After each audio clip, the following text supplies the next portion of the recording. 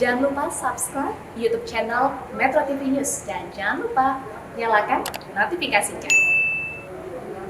Sholat Idul Adha di rumah saja sudah menjadi ketentuan dalam PPKM darurat. Bukan untuk mengurangi kemeriahan di hari raya, melainkan pemerintah ingin melindungi masyarakat dari potensi penyebaran virus corona. Namun di ibu kota, sebagai wilayah dengan penyebaran COVID-19 tertinggi, sholat Id masih digelar di tempat umum pada pagi tadi. Kita akan membahasnya bersama Wakil Gubernur DKI Jakarta, Ahmad Riza Patria. Bang Riza, selamat sore.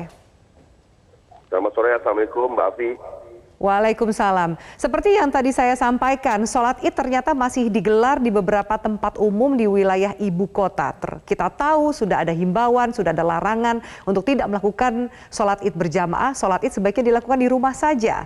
Tanggapan dari Pemprov dengan adanya kejadian ini apa, Bang Riza?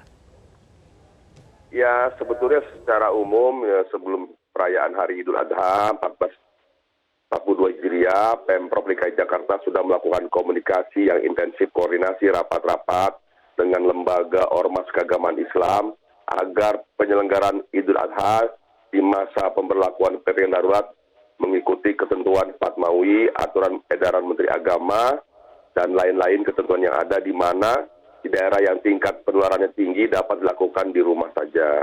Jadi ibadah di rumah saja, seperti kita tahu hampir seluruh warga Jakarta pada hari ini alhamdulillah melaksanakan sholat Idul Adha di rumah saja. Sebagai bantu kami tadi sholat di rumah saja.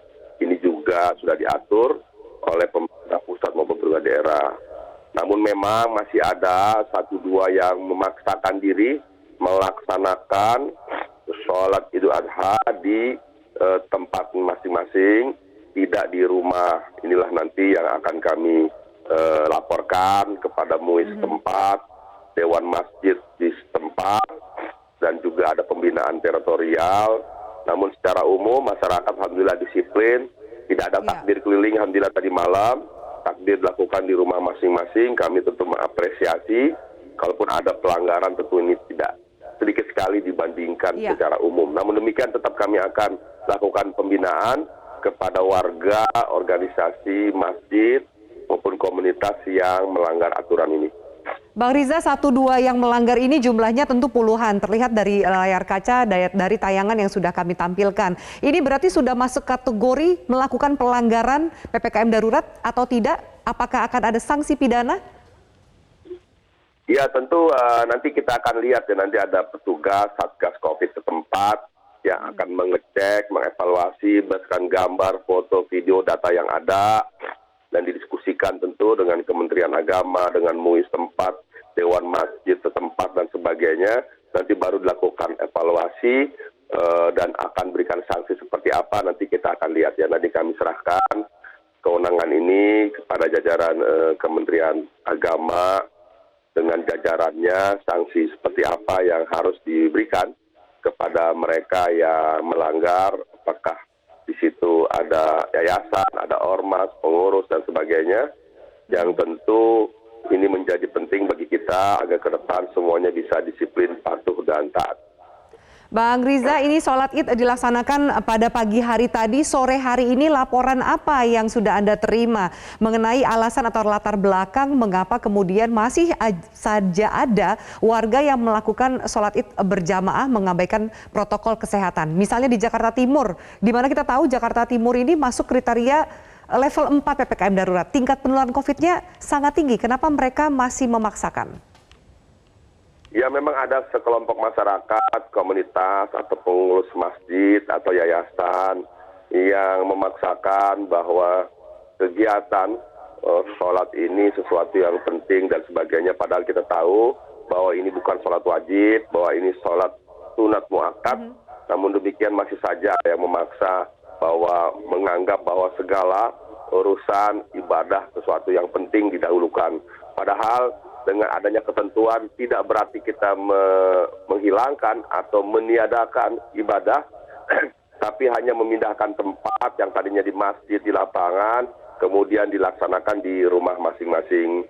Tapi itulah masyarakat kita yang majemuk ini dengan berbagai latar belakang masing-masing, punya pendirian, sikap masing-masing. Tentu ini menjadi PR kami sebagai pemerintah daerah untuk terus melakukan pembinaan melalui tutorial, melalui ormas, organisasi, dan lain-lain kepada masyarakat kita yang sangat beragam, sangat heterogen, karakter, sifat, dan lain sebagainya.